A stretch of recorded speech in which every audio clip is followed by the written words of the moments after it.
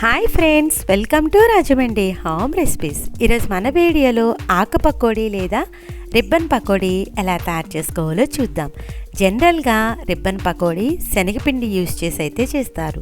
ఈరోజు మన వీడియోలో అలా కాకుండా మినప్పిండితో ఎలా తయారు చేసుకోవాలో చూపిస్తున్నా. ఒక్కసారి నేను చూపించిన ప్రొసీజర్లో చేసుకోండి.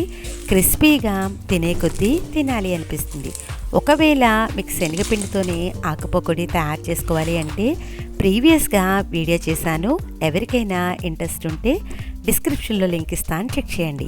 అలానే కుక్కర్లో మినపజంతికలు, ఎంతో హెల్తీగా రాగి పిండి చెకోడీలు ఎలా తయారు చేయాలో కూడా చేశాను.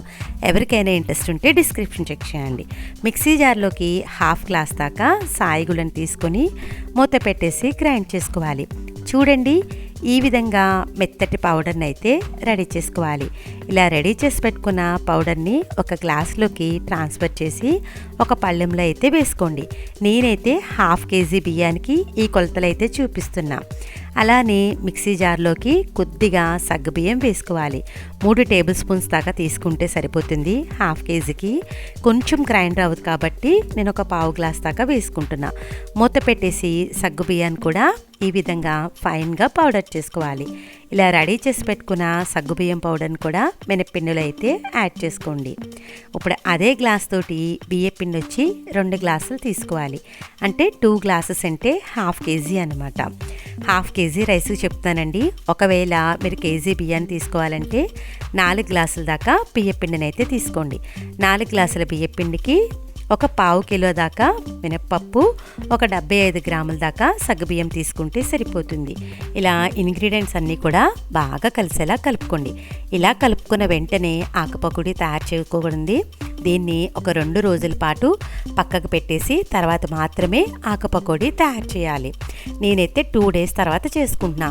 చేసుకునే ముందుగా ఇలా జల్లెల్లోకి మనం ఎంత క్వాంటిటీ కావాలి అనుకుంటే అంత క్వాంటిటీ పిండిని అయితే వేసుకుని చక్కగా చల్లించుకోవాలి. మనం పకోడీ తయారు చేసేటప్పుడు ఖచ్చితంగా పిండిని అయితే చల్లించుకోవాలండి. చూశారు కదా, ఈ విధంగా చల్లించేటప్పుడు స్మూత్గా ఉండే పౌడర్ అనేది కిందకు వచ్చేస్తుంది. ఇలా వచ్చిన తర్వాత దీంట్లోకి డ్రై ఇంగ్రీడియంట్స్ అయితే యాడ్ చేసుకోవాలి. ముందుగా టేస్ట్కి సరిపడా సాల్ట్ని వేసుకుంటున్నాం. జనరల్గా జంతికలకి పచ్చకారం అయితే బాగుంటుంది. ఒకవేళ లేకపోతే నార్మల్ కారమైన కూడా వేసుకోవచ్చు. కొద్దిగా కమ్మగా ఉండడానికి నువ్వులు వేసుకుంటున్నాను. అలానే కొంచెం వాము కూడా వేసుకోవాలి. ఈ డ్రై ఇంగ్రీడియంట్స్ అన్నీ కూడా బాగా కలిసేలాగా కలిపేసుకోండి. చూడండి, ఈ విధంగా అంతా ఈవెన్గా మిక్స్ అయ్యేలాగా మిక్స్ చేసుకోవాలి. చక్కగా డ్రై ఇంగ్రీడియంట్స్ అంతా మిక్స్ అయిపోయింది కదా. ఇప్పుడు కొద్దిగా వాటర్ని స్ప్రింకిల్ చేస్తూ పిండి స్మూత్గా అయ్యేంత వరకు కలుపుకోవాలి. ఒకేసారి ఎక్కువ వాటర్ అయితే యాడ్ చేయకండి. ఇలా చూసుకుంటూ కొద్దిగా వాటర్ని స్ప్రింకిల్ చేస్తూ మనకి పిండి అనేది కాస్త స్మూత్గా వచ్చే వరకు చూసుకుంటూ వాటర్ని అయితే కలుపుకోవాలి.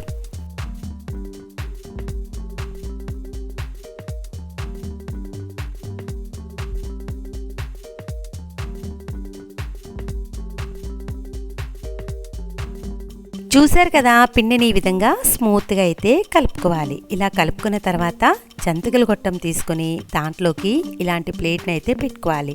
చుట్టూతా ఆయిల్ గ్రీస్ చేసుకొని కొద్దిగా పిండిని తీసుకొని సిలిండ్రికల్ షేప్లో చేసుకొని జంతికల గొట్టంలో అయితే పెట్టేసుకోండి. మనం పిండి కలిపేటప్పుడే డీప్ ఫ్రైకి సరిపడా ఆయిల్ పెట్టుకుంటే ఆయిల్ అనేది హీట్ అవుతుంది. ఆయిల్ హీట్ అయిన తర్వాత మనం ముందుగా కలిపి పెట్టుకున్న పిండిని ఈ విధంగా ఆకు పకోడీలు అయితే వేసేసుకోవాలి. పిండిని వేసుకున్న వెంటనే కదపకుండా ఒక 3 మినిట్స్ దాకా ఈ విధంగా ఫ్రై చేసుకోండి. అలా ఫ్రై అయిన తర్వాత నెమ్మదిగా బ్యాక్ సైడ్ కూడా టర్న్ చేసుకుని 2 సైడ్స్ కూడా మంచిగా గోల్డెన్ కలర్ వచ్చే వరకు మీడియం ఫ్లేమ్లో పెట్టుకుని ఫ్రై చేసుకోవాలి. చూశారు కదా, ఈ విధంగా ఒకవైపు వేగింది కదా, నెమ్మదిగా బ్యాక్ సైడ్ కూడా టర్న్ చేసుకున్నా.